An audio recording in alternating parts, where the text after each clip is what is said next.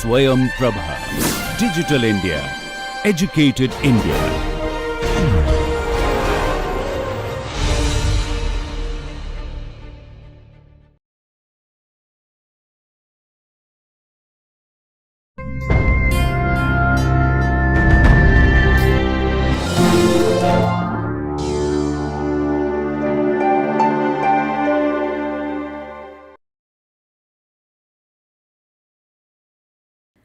So, welcome to a new session of Indian Fiction in English.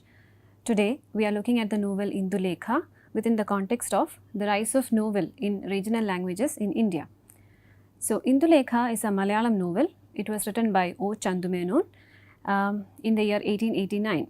Now, Chandumenon was a sub-judge of Calicut, and he was also a member of the Malabar Marriage Commission instituted in 1891 by the British government of Madras Presidency, in order to look into the changes that could be brought about in the matrilineal structure that was matrilineal system that was practiced by the Nayar community, the form of marriage called Sambandham, and their inheritance system.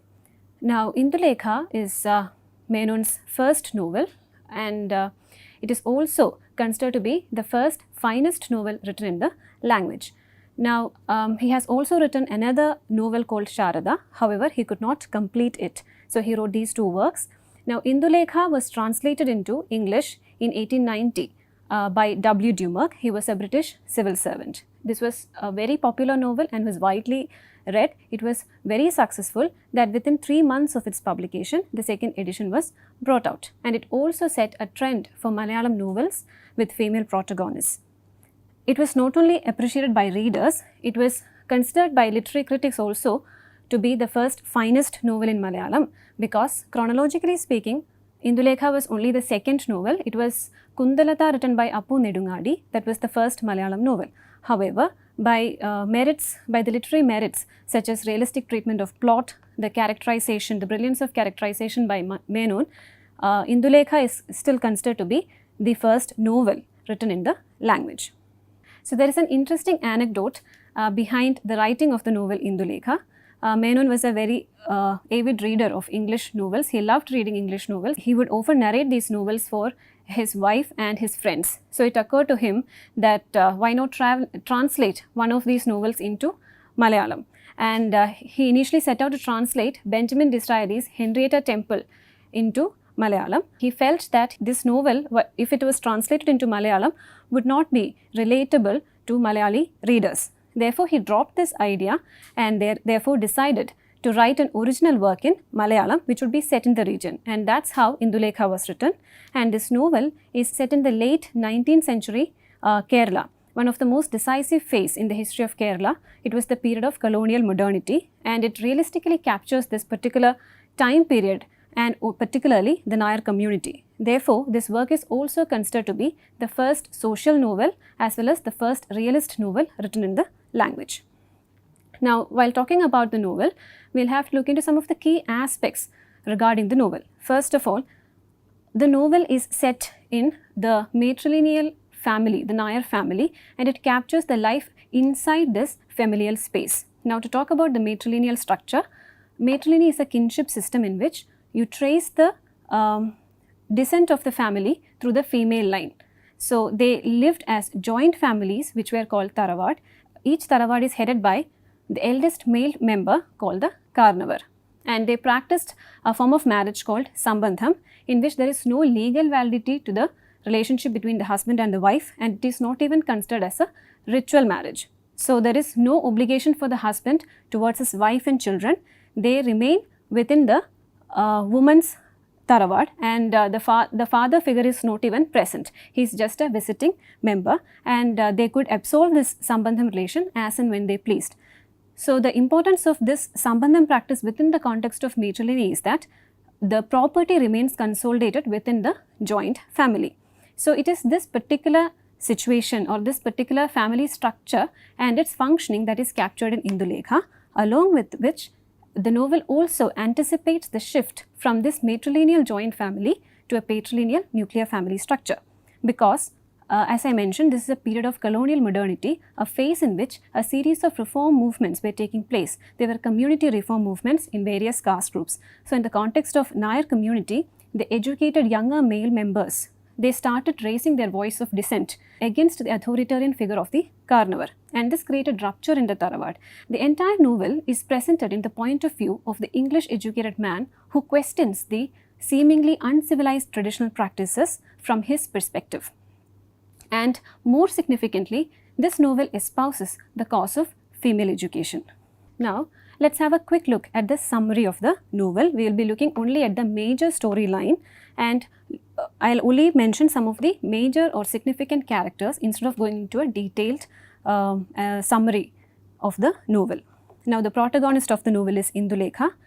She is 18-year-old and she belongs to a very aristocratic Nayar Tharavad called the Chambariyot Puvali Tharavad, and she is an English educated girl.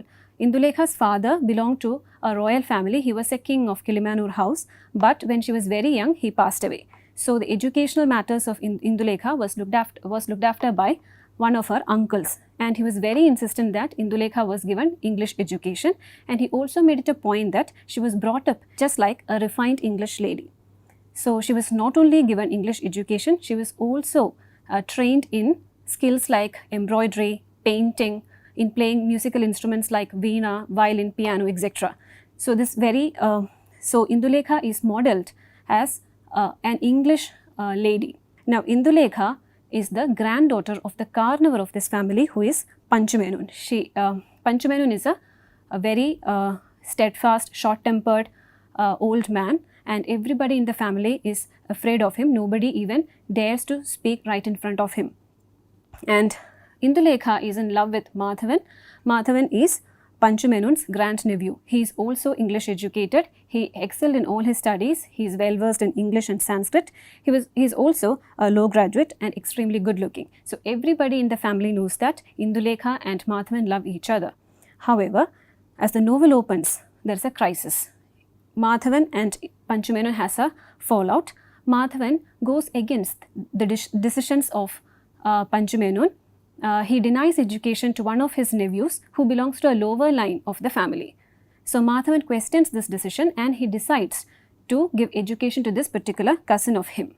So, this creates a fallout between Panchamenon and Madhavan, and as a result, he decides against the union of Indulekha and Madhavan. Meanwhile, Madhavan completes his examination. He passes his law examination and he moves to Madras for a job. It is in this brief moment when Madhavan is away from this Tharavad that Panchamenon brings another proposal for Indulekha with a very wealthy Nambudiri man called Surya Nambudripad. However, Surya Nambudripad is an octogenarian and he is a libertine. He has sambandham with several women of the Nayar families in that region, and he has come to know about the beauty of Indulekha and is all set to win her mind. However, Indulekha, because she is educated, she is smart and intelligent, is able to decline this proposal very politely, because once they both get an opportunity to have a conversation, and during this conversation, Indulekha is able to ridicule this Nambudripad, and he is absolutely humiliated. So, he realizes that he will not be able to win Indulekha, but to save his face and grace, he decides to marry a much younger member of the family called Kalyani Kuti, who is just 13 years old. So, nobody even asks her opinion. She is forced into a sambandham with this Nambudripad. However, he spreads a rumor that he in fact married Indulekha. So, meanwhile, Madhavan comes back to Malabar. However, he also comes to know about this rumor, but he does not wait to clarify the truth of the matter. He goes back to Madras, and upon the advice from his senior officer, he embarks on a tour of the country. And people back in Tharavad, they are a little worried and they go in search of Madhavan. Meanwhile, Madhavan goes to Bombay, then he has a short stay in Calcutta. He makes friends with two men of Bhadralok community over there, and he has a little misfortune during a train journey where he is robbed of his materials. Finally, he gets all his things back with the help of his friends, and his father and one of Indulekha's uncles, they meet him in Bombay. They clarify all these confusions and misunderstandings and brings him back. And thus, all the confusions are cleared. Madhavan and Indulekha, they reunite, and eventually it is reported to us towards the end of the novel by the author himself that they have a happy family in Madras and they also have 2 kids and they live happily ever after. So, this is a very pleasing love story at the outset, but the significance of Indulekha is not because it was the first, not merely because it was the first novel in Malayalam, it is also on the grounds of its realistic depiction of that contemporary society. In Realism and Reality, Meenakshi Mukherjee talks about 3 strands of novels, out of which the first one is the novel of purpose, which is written with an intent of social reform or for missionary activities. The second strand is the one where there is a commingling of the historical and the supernatural. And the third strand of novel is the one which is written to render the contemporary society realistically. So, Indulekha is categorized by Mukherjee in this third strand of novel.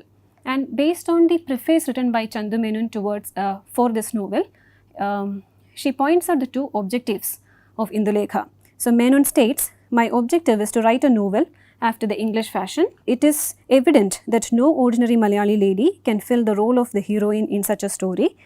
My Indulekha is not therefore an ordinary Malayali lady." And he also continues to state this, that my narrative of love and courtship of Madhavan is intended to show the young ladies of Malabar how happy they can be if they can have the freedom to choose their partners.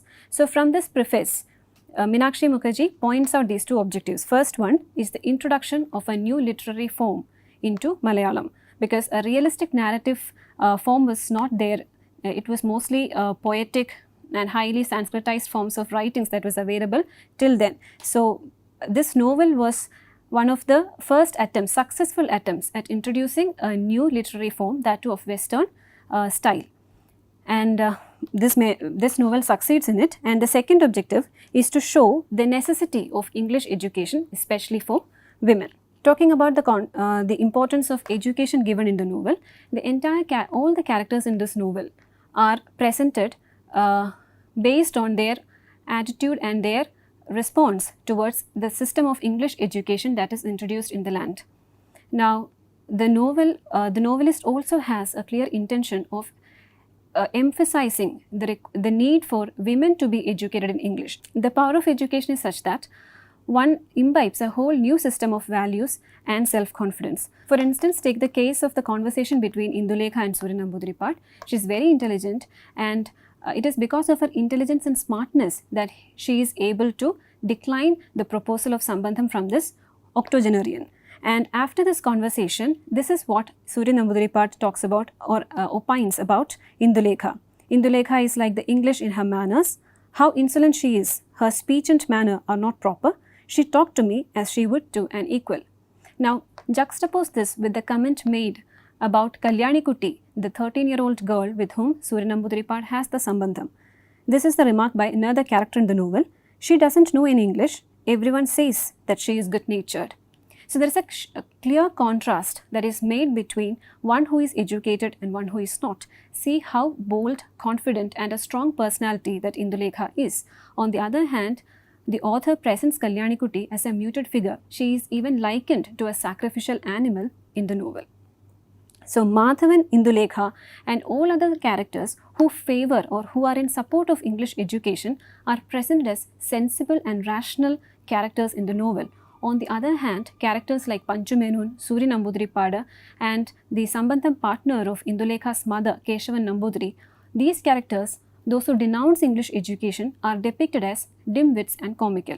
So, go back to the point of realistic narrative technique that was introduced through the form of novel into the language. So, the narrative technique is realistic, yes, but the characterization was not realistic. It was either idealistic, say in the case of characterization of Indulekha or Madhavan, or on the other hand it was very caricaturist as in the case of Surya Namboodiripad. And this kind of clear categorization of characters is done on the basis of their opinion about English education. On the one hand, there are people who support English education and the benefits that it brings in. On the other hand, people who are not able to understand the value of education consider that English education makes the younger generation arrogant, rude, and they do not even know how to behave with their elders. And therefore, they are depicted as dim-wits and comical. Now, this power of education results in the voice of dissent being heard in the Tarawad. For example, Take the case of Madhavan. He is the educated Nair man, and he questions the practice of Sambandham, and he even accuses Nair women as arrogant. In this context, at this point, Madhavan stands as the one who is English educated and one who has imbibed the Western sense of morality. So it is from that point that he questions the practice of Sambandham. On the other hand, consider the case of Indulekha. She defends the practice of Sambandham and Nair women. So she says, it is when women are not free and are raised like caged animals that they are likely to become adulterous, and that this freedom, that is the freedom to choose husbands, is remarkably commendable.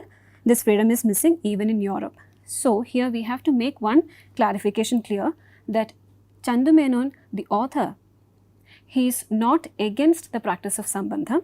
In fact, what he tries to put forth in this novel is that women should have the freedom to choose their partners. So even when the practice of Sambandham gave women to have the freedom to have multiple partners in their lifetime, it was mostly the Tarawad which decided to whom the woman should get married. Here he has a strong opinion against it, and he says one should choose the partners based on their emotion of love and not because you are obliged to follow the rules or the decisions made by the Tarawad or the Karnavar. So here he is not against the practice of Sambandham, and that is why this argument or this discussion between Madhavan and Indulekha becomes significant in the novel.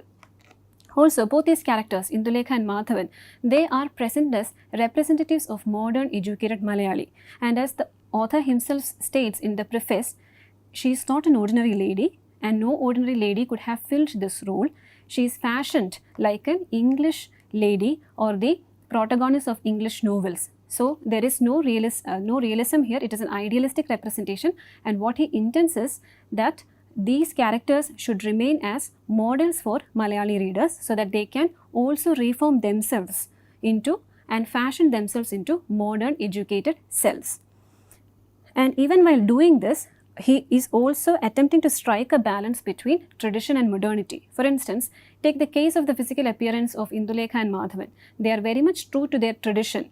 Physically, she is very much traditional in her appearance, but the outlook is very much modern, and it is shaped by Western values of individualism and morality. This is applicable to the case of Madhavan too. He is also traditional in his attire. You find him wearing clothes like a English gentleman during the tour of the country. Otherwise, he is also in his appearance very much like a traditional Nair man, but even his approach and outlook towards the world is very much shaped by Western values. Another major aspect that we need to look into in the context of this novel is the absence of the nation, or if at all there is the presence of nation, the minimalist representation of it. Now, this is one significant aspect that we have to understand in the context of regional novels. Unlike English novels where nation comes as a major preoccupation, it was of minor significance in regional novels.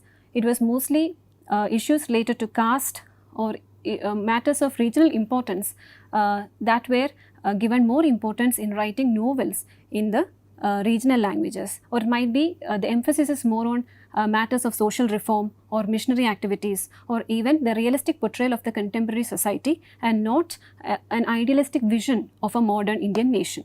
It is when Madhavan embarks on a journey upon the advice from his senior officer that we get to see India, or the colonial India during the time period. There is a brief stay that he has in Calcutta, from which we get to see the Bhadralok men of Calcutta, and even the representation of Calcutta is as a wealthy colonial city, and there is a description of Bombay port and the motley of people he sees there. A kind of like a cosmopolitan image of Bombay is represented, and there is also an incident when he is robbed during a train journey by a Muslim impostor who pretends to be a sub-judge of Allahabad. And the author here reminds us that this incident happens outside of the British Raj, or outside of British colonial India. So throughout the novel, the author's ideology and his standpoint are very clear. He is a strong supporter of English education as well as of the English role in India. And this opinion of his comes across or comes out in the chapter which is very controversial too, which is the 18th chapter, because according to the opinions of the literary critics, this is the single chapter that is considered to be a serious blemish in an otherwise perfect novel. It disrupts the flow of the narrative. This chapter is titled A Conversation and is just a conversation that Madhavan has with his father and Indulekha's uncle, who goes in search of him. So this conversation takes place in Bombay, that is outside of the matrilineal familial space. And this conversation has got nothing to do with the plot development at all. And they talk about a wide-ranging topics such as religion, science, rationality, the different strands of philosophical thoughts that exist, philosophical branches that exist in India, the Indian National Congress, the English government, and the superiority of the English language. And in this chapter, we get to know the opinions of Madhavan, the reformed, modern, educated Nayar man, and he states that he is in favor of the English rule because it was the English government and English administration that brought about some sort of unity in the land, and it is through this British administration that modernity, the nation was steered towards modernity. And he is also in a high favor of English language and espouses the merits of English language. So, this is how nation, if at all it makes a presence in the novel, takes place, and has got nothing much to do with the contemporary Malayali society that is being represented in the novel. So, to sum up, yes, Indulekha's significance is not only because it was the first novel or the first finest novel written in the language, it is also because it introduced a new literary form, the novel, into the language, and it discussed topical issues. Therefore, it is not only in the Malayalam literary canon that this novel gained significance. In the larger context of Indian writings or Indian literature too, Indulekha is considered to be a significant work because it captures a time period, the late 19th, early 20th century time period, which was very decisive throughout the country by means of social reform and the steering towards modernity of the country as such. And we find that through the various characters, all are trying to grapple with this newly introduced modernity and its ideals. On one hand, you have characters like Indulekha and Madhavan who have already imbibed and inhabited this modernity, and on the other hand, there are also characters like who are trying to understand and relate their condition with the newly introduced values and belief system. And this novel kind of anticipates the Malabar marriage bill, which was soon to introduce changes in the form of sambandham, because as you see as the novel climaxes, there is a shift from matrilineal to patrilineal nuclear family structure, because you find the lead characters Madhavan and Indulekha moving out of this matrilineal family space and they move towards a urban space, an urban modern space, and they settle there. So the story concludes, the novel concludes in the anticipating a change from the traditional to a modern social structure, and it also anticipates the reform that was to take place in Nayar community in the coming decades, and it also tells us about how the decline of Tarawad and matrilineal system were brought in by the colonial modernity and the changes that it brought in its wake. One minor issue that we have to address regarding the novel is the absence of references to any other caste other than the Nayar and the Nambudiri communities in Malabar. There are no references to any of the lower caste, no serious references to Christians or Muslims of the region, and in that sense, yes, even though we admit that it is a realistic novel and a social document, it is an incomplete realistic portrayal of the society. So that is also to be kept in mind, significance of Indulekha as one of the earliest attempts at writing a realist novel and introducing the Western form into regional languages. So, thank you.